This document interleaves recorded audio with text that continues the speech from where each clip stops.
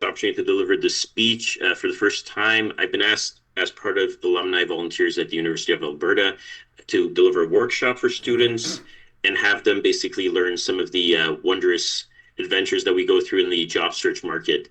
And the title of the speech is Tips for a Reduced Stress Job Search. So a bit of a mouthful, but students are oftentimes suffering from anxiety these days, and they're hoping that a workshop can help them with this job search process.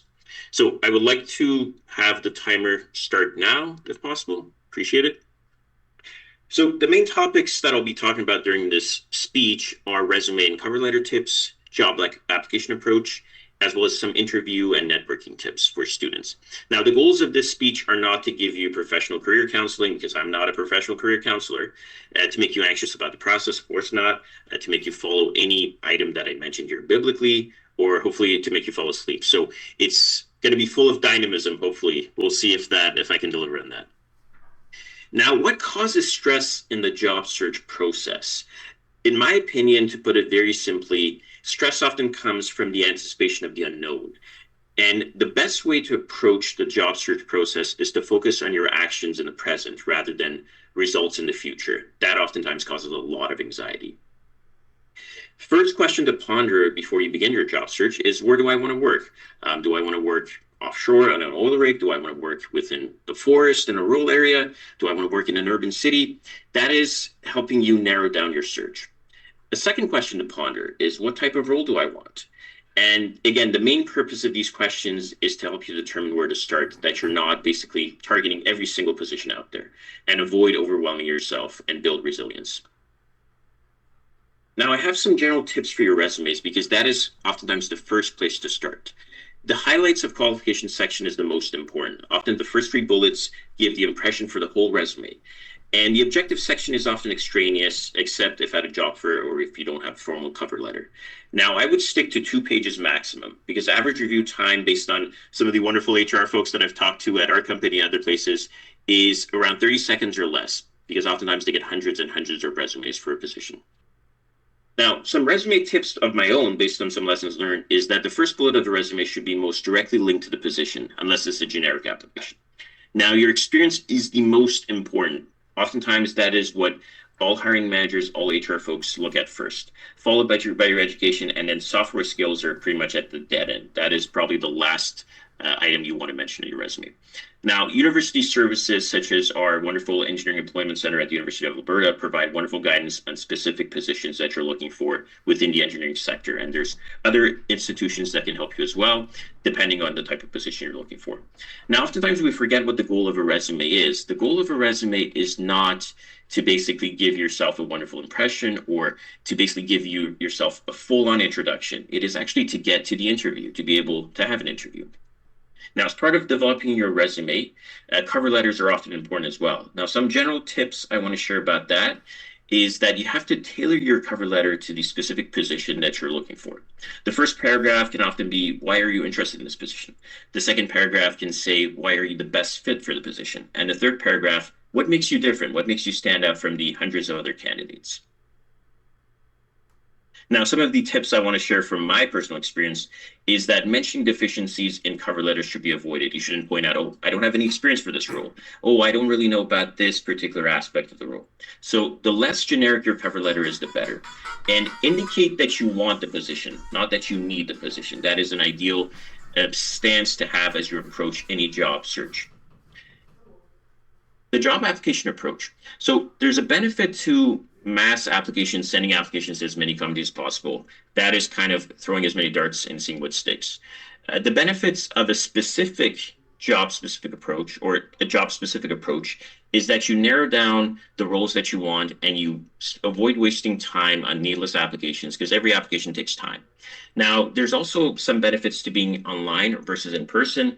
If you can approach folks in person at career fairs, at job fairs, those are oftentimes a wonderful way to introduce yourself. Otherwise, online works fine for many professional institutions. For example, our company, Worley, they only accept applications through their online portal. Now, some tips, again, I want to mention from my personal experience.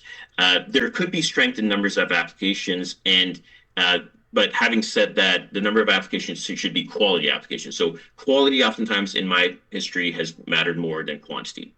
One other item I just want to point to is that the more flexible you are in terms of geographic movement, you'll have more options. So if you say, I only want to have a position in Toronto or I only want to have a position in Vancouver, then you're really narrowing yourself. But if you say, I want to have a position Canada-wide, there's oftentimes ample opportunities to be able to work. First position in the industry oftentimes will not be your ideal position. It's just a position to get your foot in the door. And internships can also be a wonderful way of making that basically first impression to an employer and hopefully moving on to full-term employment. Some interview general tips I want to share as well, because once you get the interview, you've made it past the first step, and this is the second step to help you gain the position. So know the exact location of the interview. This happens oftentimes at our company is that folks become late to an interview because they didn't check ahead of time where to come to, where to drive, where to park. So that can cause some embarrassment and unfortunately some, mishap. So treat the front desk and reception staff really well. There was one particular candidate I recall I was involved in, a summer student, and unfortunately this person was really rude in front of me to the reception staff. So that is one thing that we do take note of because these will be your future colleagues. So treat everybody with respect, with dignity, and professionally. Put your phone on silent and if possible out of sight. There's nothing worse than somebody checking their phone or texting during an interview. And mock interviews are an excellent idea. Those are offered, for example, at the Engineering Employment Center at the U of A, and they can be a wonderful resource for basically providing some practical experience in the interview process. Some of the interview tips that I want to share based on my own personal experience is be positive at all times during the interview. Never badmouth a former employer, a former colleague. Those can leave negative impressions. Pause before you answer. Make sure you can even repeat the question to see if you've understood what they're asking you. Know the company ahead of time, especially their accomplishments, some of their recent projects. Employers oftentimes love when somebody shows an interest, in the projects that they handle. Indicate that you want the position, not that you need it. That is oftentimes what we look for in potential candidates. Some interview follow-up general tips I want to share is always send a thank you email, even if it's a one-line email, that is always appreciated. State something positive about the interviewer if you remember, something they've shared with you about the role at the company or their experience. Reiterate interest in the company. You can even mention another accomplishment here of the company or something that they have if they've been in the news recently. So that is always a wonderful way to make yourself stand out. And some other tips I want to share again for follow-ups is give a heads up to your references, ensure they're available, they're not on vacation, they haven't turned off their phones or changed their phone numbers, because unfortunately that can cause a lot of issues if references are not responding.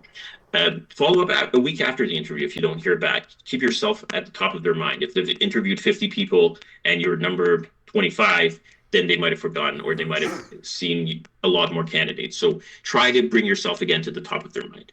Indicate you want the position, that you don't need the position, because that is a key key sticking point for a lot of employers.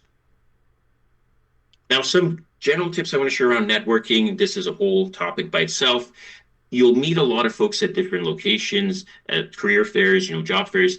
Always stay in a good mood, no matter the range of reactions that you might get. Some people might be grumpy. Some people might just, not be people friendly. So try to stand out from the crowd and always address everything, with a smile, with a positive note, and ensure the conversation flows and don't interrupt the other person. Now, again, I just want to summarize at the end here. I cannot emphasize enough that you have to stay positive. Develop a daily routine in your job search. Try to develop new skills during your job search, for example, learning new software or joining Toastmasters. Keep yourself healthy, sleep well, especially before interviews. And all you need is one yes to get started. Thank you so much. That was my speech. I really appreciate your time and attention.